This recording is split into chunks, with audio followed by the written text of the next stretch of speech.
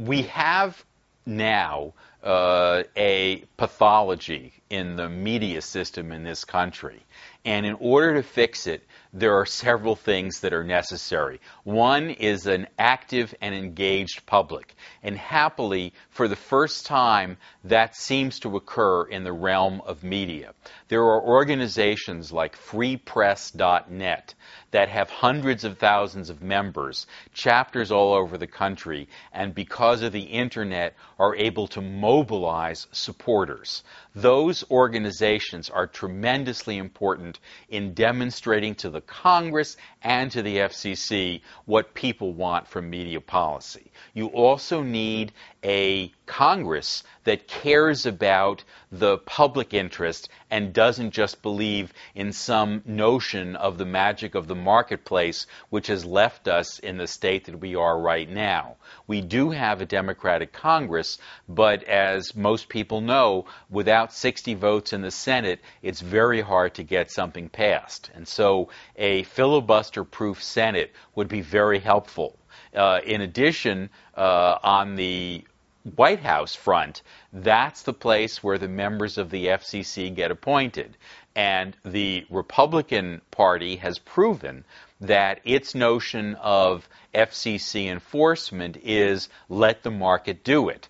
The Democrats have a different point of view. They believe that the public interest needs to be served by regulation, just as, say, lead paint in toys from China needs some regulation. That regulation is not a dirty word.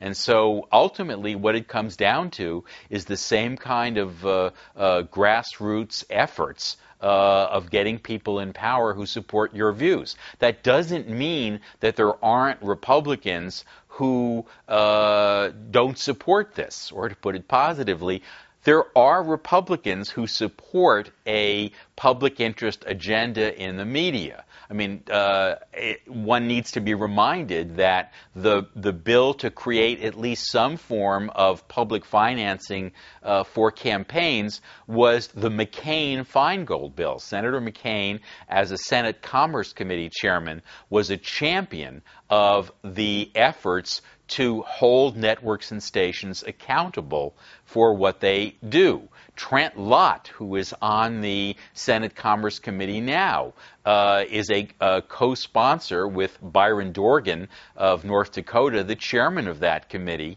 in holding media accountable and stopping the FCC from deregulating. So this isn't a call for purely partisan action. There are people in both parties who understand the danger of media consolidation. But the bottom line is that as long as the White House supports, as long as the White House gets to appoint 3 out of the 5 commissioners, and as long as there is a Republican in the White House who believes that the best FCC is one that gets rolled by big media, then it's not going to happen unless there's also a change in the White House.